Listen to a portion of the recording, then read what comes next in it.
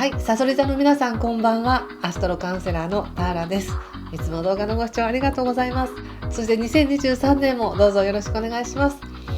今回はサソリ座さんにとって2023年がどんな1年になるのか、大まかな流れと、あと1月から3月までの気をつけることや起こりそうなことを解説させていただきます。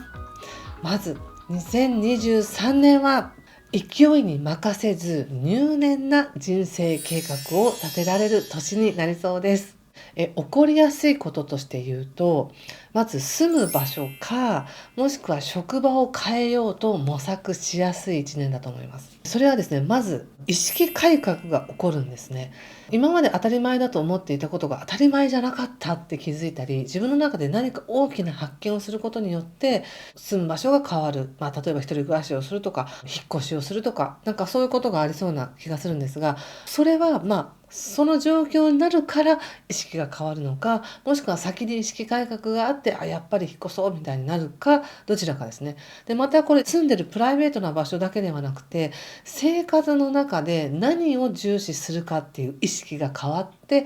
結果住む場所かもしくは職場が変わるっていう形になります。みんながみんな絶対職場変わるわけじゃないですよ。ただ仕事の中でも何を優先するのか、生活の中で何を重視したいかっていうのが変わるってことです。で中には健康を重視して時間の使い方を自分の時間を確保しようみたいにして生活を整えようとする方もいらっしゃるんじゃないかと思いますね。ですのでまずはこの2023年の前半っていうのは、そういう生活を整えるっていうことが一番際立っています。でその後に具体的に誰とつながっていくのかとか、どんな契約をするのかっていう人との関係性というものがとても強調されています。ですので、じゃあ今すぐ勝負っていうよりは、まずは内側を整えましょうと。そして長期計画を立てるのにいい時なので、入念に計画を立てて、特に5月までの間はしっかりと生活を整えて、何を重視してやっていくのかっていうのを決めて、時間の使い方や仕事や、もしくは自分のプライベートな空間や環境というのを整えた上で動きましょうっていう形になると思います。そして自分の好きに使える時間を確保するというのがありまして、これは生活の中で何を重視するかっていうのが際立ちますので、前半はですね。なのでもう仕事が楽しくて仕事をもうどんどんやりたいっていうふうになるのか、もしくは仕事じゃなくて自分のプライベートなこれをやるために時間を確保するってなるのか、または健康重視でちょっと自分を許す時間にしようみたいに使うかは人それぞれってことなんですね。ただこれは周りの環境から何かを無理やりそうさせられるっていうのではなく、自分の人生を自分でプロデュースするっていうふうに思った時に、どんなふうに自分を規律正しますかとか、どんなふうに健康管理しますかって言った時に、時間もしっかりと使いましょうっていう形になります。そしてパートナー運や契約運は後半が大吉ということで、これは後半って言ってももう5月ぐらいから入ってくるんですが、人との関わりとても強くなります。特にさそり座の皆さんは誰についていくのかとか、誰と関わりたいかっていう思いが強いと思うので、そういった関係性がもうぐっと身近になるか、もしくは離れるか、新しい人とつながるかっていうのが強調されてくるんですね。ですので単純に言うと結婚運があるとか、または仕事の契約運は後半の方がいいということになります。そして誰と関わるのか、誰とつながるのかっていうのが強調されるということは、同時に重要な関係性の明暗的な調整っていうふうに書いたんですけども、これは本当にこれからの人生に必要な人と関わっていくって決めていく時になるので、同時にこれまでずっと付き合ってきたからとか、これまでは幼なじみだからみたいな、環境的につながっていた人との関係っていうのを、環境的につながるだけじゃなくて、自分の意識でこれからの人生どう作っていくかっていった時に、その関係が本当に自分にプラスになるのかどうかっていうのを見極める重要な時期とも言えます。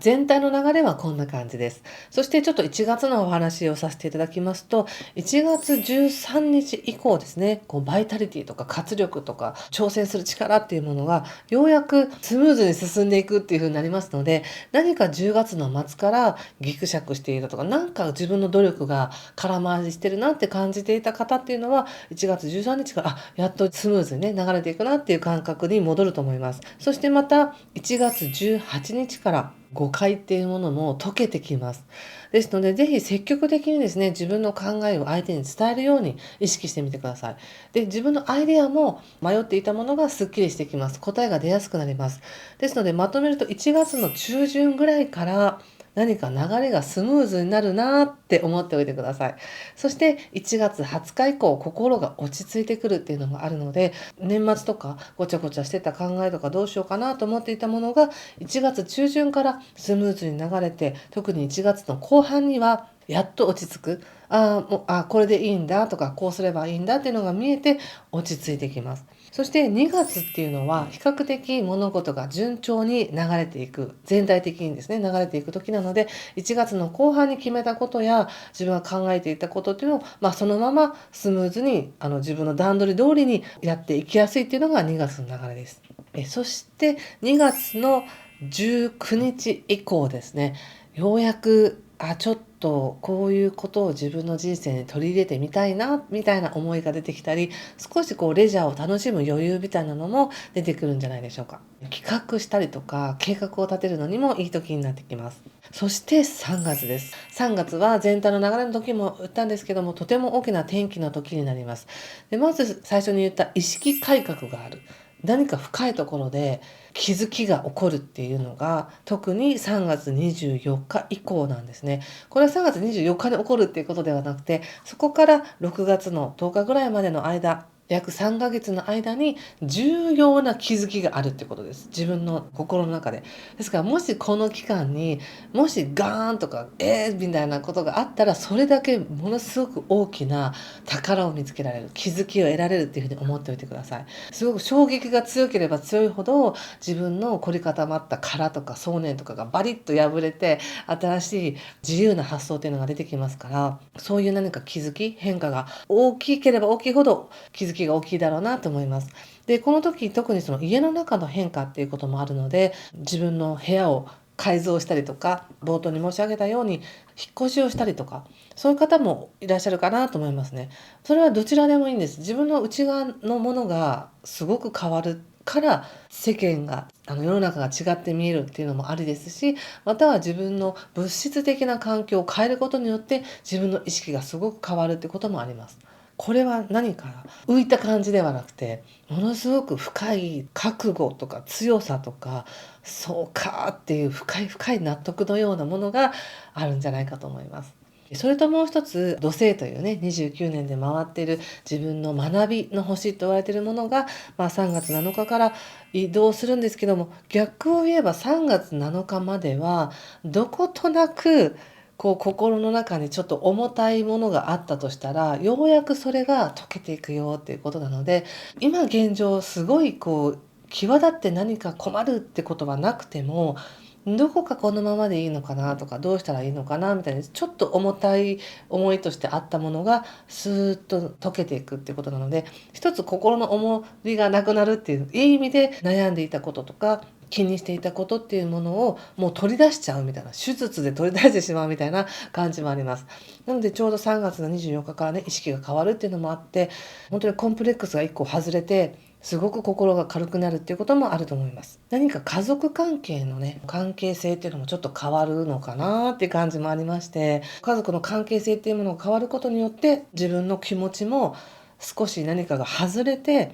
新たな納得をして過ごしていけるようになるっていうことですね。それともう一つ、この何か納得するっていうね、どしっと決まるみたいなのがあるので、じゃあ3月以降はその自分が何を計画していきますかとか、自分で自分の人生を喜ばせて納得して生きるためには何に挑戦するんですかっていうような、ちょっと真面目なねエネルギーとしても使えるんですね。で、これはその昔のようにがむしゃらに何かを犠牲にして頑張るとかではなくて、自分の思いに対してどれだけ忠実に入れるかっていうことなので、形がない分ちょっとブレやすいんですけれど、でもこの3月から6月の間に起きる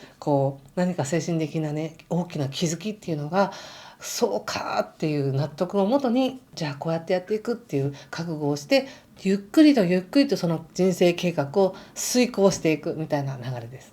それともう一つ、3月25日までっていうのは、1月すでに1月13日からですね、決めたことが水面下で着々と進んでいけるよみたいなスムーズな流れがあるんですけど、それが3月25日まで続くなっていう感じがあります。これトンネルの中で頑張って掘って穴を貫通させようとしているみたいな感じですね。そして3月25日以降は外の世界に出て可能性に満ちたね、広い世界で開拓していくみたいな流れなので、実際に3月に決めて、早い方は3月中に動き出すんじゃないかなと思います。で、ちょっと大きなスパンの話なんですが、人間関係が結構ね、動きやすい時なんですね。これは今年だけに関わらずなんですけど、数年前からもいろんな人と関わるねとか、人生にいろんな人と登場してくるねっていうタイミング、今もまだずっと入ってるんですが、その中で特に今年の5月以降っていうのが、5月ってもう5月17日以降なんですけども、パートナー運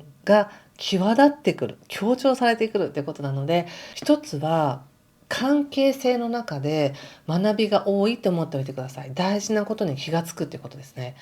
で、単に運がいい時だからいい人が出てくるとか出会いがあるっていうだけではなくて、自分がどんな人とでもやっていけるだけの人間関係のスキルを身につけるチャンスがあるって思っておいてください。ですので、3月から6月の間に揉まれれば揉まれるほどいいっていうことなんですね。そのスキルが磨かれますから。そして磨かれた後に6月、5月17日以降、本当に必要な人が浮き彫りになってくる。それが近づいてくるっていうのもあるかもしれないし、自分が近づいていくのもあるかもしれません。とにかく吉凶混合で、もうご縁のない人とは離れていくし、さらにご縁のある人とはさらに深くなっていくっていう流れになります。で、その時に自分が誰とつながりたいのか、その人と離れたら嫌だなみたいに思うかもしれませんが、6月までの間に要するにどんな人間関係のトラブルでも自分はこなしていける、気づきを得て解消していける、成長できるって思っておけば、どんな人とでもやっていける。ただそれは自分が誰を選択するかっていうだけなので、どうしようとか思わないでくださいね。いい関係性を作っていくサイクルに入るのが5月からっていう形になります。ですので、重要な関係性がね、明暗的な調整が行われるっていう、私書いたんですけど、人生いくつになっても、いつでも人との関わりの中で、喜びとか幸せって感じることができるじゃないですか。もうこんな年だからとか、私何もしてないからとか、そういうの関係なしに、いつでも関わっていけるってなった時に、それがすごく強調されている年っていうことになります。ですので、人間関係がもしね、苦手だわとか、ちょっと人見知りなんですとか、そういう意識を持ってらっしゃる方も鍛えられて何かが生まれてくるっていうことなので、そこは意識しておいてください。ということで、こんな感じなんですけども、この流れを踏まえてちょっと私なりに思うことをちょっとお話しさせていただくと、これだけ大きな気づきを得そうで、なおかつ人との関係も重要な人と関わりそうでっていう時だからこそ、できる限り自分が正しいと思ってることを一回外してみるっていうのがいいんじゃないかと思います。人ってやっぱり、例えば10代の頃はこれが絶対正しいと思ったけど、20代になったら全然違ってたわっていうこともあるように、20代、30代、40代、50代って、その今自分が生きてる年代ごとに変わるとしたら、昔の感覚とか価値観とかっていうのは変わっていくものと前提した時に、2022年まで持っていた自分の感覚っていうのは2023年で更新されるわけですから、何が正しいとか絶対こうだとか、私ってこういう人間なんですみたいな思い込みは全部もう2022年に置いていくぐらいの、もう捨てましたぐらいの感覚でいく方が、新しい流れ、いい気づきがあったり、自分の力を信じられたり、なんだ何にもないとこからできたじゃんみたいなことを感じたり、またそんな自分にふさわしい人との関係性っていうのが強調されていくかなって思います。ですので、できるだけ柔らかく柔軟で対応するようにしてください。ということで、2023年もいい年にしてください。また1月だけのですね、タロットリーディング、この後すぐにまたアップしますので、よろしくお願いします。では、いい1年をお過ごしください。最後までご視聴ありがとうございました。失礼します。